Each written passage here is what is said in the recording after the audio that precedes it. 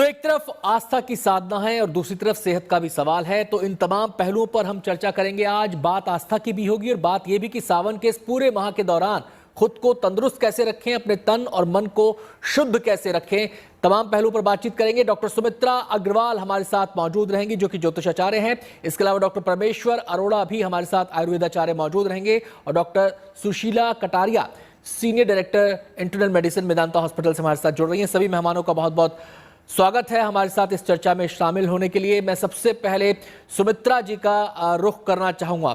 सुमित्रा जी, सात्विकता पर पूरे सावन में जोर दिया जाता है, कहा जाता है ये तन के लिए भी जरूरी है, मन के लिए भी जरूरी है। इसका महत्व किस तरीके से इसको आप परिभाषित करेंगे? देखिए, मैं सबसे पहले ये बताना चाहती हूँ कि सावन एक बहुत ही पवित्र मंथ इसलिए है क्योंकि इस समय सबसे पहले अगर बोला जाए तो चतुर्मास लग जाता है। तो चतुर्मास क्या होता है? आषाढ़ शुक्ल एकादशी से शुरू होता है और ये कार्तिक शुक्ल एकादशी तक चलता है। इस समय जो भी हम शादी-ब्याह और इस टाइप के जितने भी अच्छे काम होते हैं, मांगलिक काम नहीं करते। तो इस समय जितने भी लोग होते हैं, जितने भी संत महात्मा होते हैं, जितने भी धर्म से जुड़े लोग होते हैं, वो सब धार्मिक काम करते हैं। तो उनमें से एक है हमारा इस श्रावण महीने में जो हम शिव जी की जो आराधना पूजा जी। करते हैं। हम जानते हैं कि शिव जी जिन्होंने हलाहल पी लिया था, समुद्र मंथन से जब हलाहल निकलता है उसको पी लिया था। उसी समय लोगों ने जब देखा कि सृष्टि को बचाने के लिए उन्होंने ये हलाहल पी लिया है, पर उससे उनको बहुत बेचैनी हो रही थी, बहुत जलन हो रहा था, तो क्या किया जाए? तो हमारे साथ तो यहाँ पे आयुर्वेदाचार्य हैं, वो बताएँगे बेलपत्र के फ़ायदे के विषय में। तो मैं बताऊँ उस टाइम एक ऐसे ही किसी आयुर्वेदाचार्य से पूछा गया था, तो उन्होंने बताया था कि बेलपत्र अगर हम पीस के उन्हें खिलाते हैं, तो कुछ उन्हें शीतलता प्रदान की जा सकती जी। है। तो उन्हें बेलपत्र उस टाइम दिया गया था और उसके साथ उन्हें जल भी दिया गया था, तो जल देने से उनके पास शीतलता आती है। हमारे कई पुराणों में कई जगह लिखा गया है कि शिव खुद ही जल तत्व है।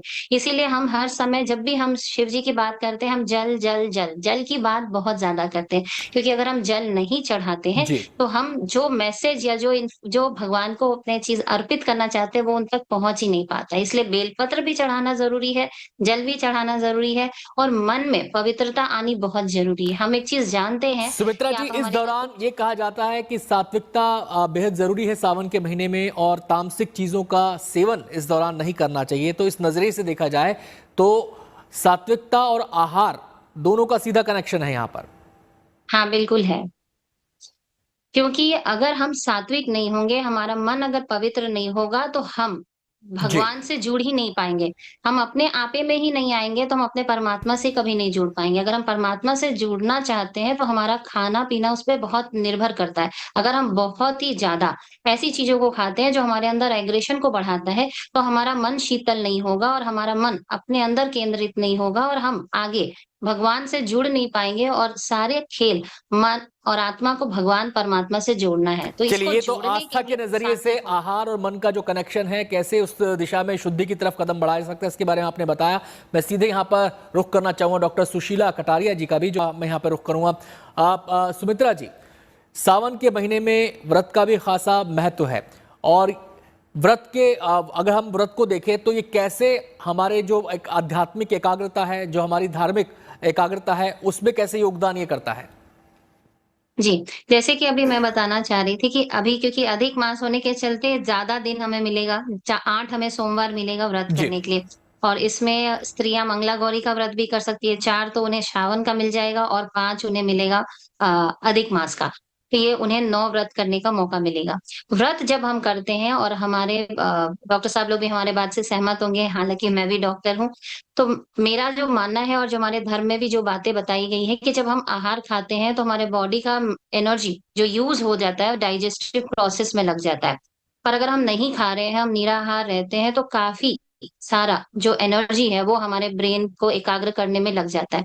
अगर हम हमारे ब्रेन और मन को एकाग्र कर पाते हैं तो हम भगवान से कनेक्ट हो पाते हैं। पूरी बात का एक ही सारांश है एकाग्र होने के लिए। अगर ज़्यादा खा लेते हैं तो फिर नींद आती है, सुस्ती आती है, थकान महसूस होती है। कई बार अगर आपने जैसे बताया नॉन-वेज खा लिया तो उसको डाइजेस्ट करने में इतना एक्स्ट्रा टाइम लगता है कि बॉडी जल्दी थक जाती है, वो उतना कॉन्संट्रेट करके वो मेडिटेट नहीं कर पाते। लेकिन ये श्रावण के महीने में इसको बनाया ही इसी उद्देश्य से गया है कि और हम कोई मांगलिक कार्य नहीं करते, हम सिर्फ धर्म की बात करते हैं और हम धर्म कर्म करते हैं। तो जितना हम कम आहार खाते हैं, काफ़ी संत महात्माओं को देखेंगे या तो वो एक ही टाइम खाते हैं, बहुत कम खाते हैं और सावन में हर किसी को चाहिए कि वो व्रत तो ज़रूर करे। पुरुष हैं तो वो सोमवार तो व्रत करें और स्त्री हैं तो मंगला गौरी का करें व्रत, तो उससे उनके सुहाग भाग भी बनेगा।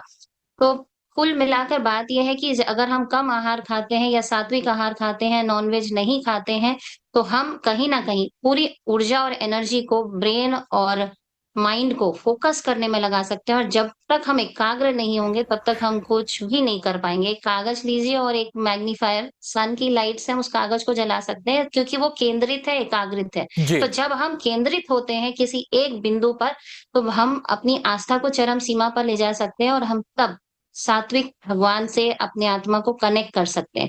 तो अगर चलिए, हम ये कनेक्शन तो व्रत चाहते का हैं धार्मिक और आध्यात्मिक पक्ष हुआ, पहलू हुआ, लेकिन व्रत का हमारे शरीर के साइंस से, हमारी बॉडी साइंस से भी सीधा सीधा कनेक्शन है। उसी को हम सुशीला जी से समझने की यहाँ पर कोशिश करते हैं। मैम, ये बताइए कि व्रत कैसे हमारे शरीर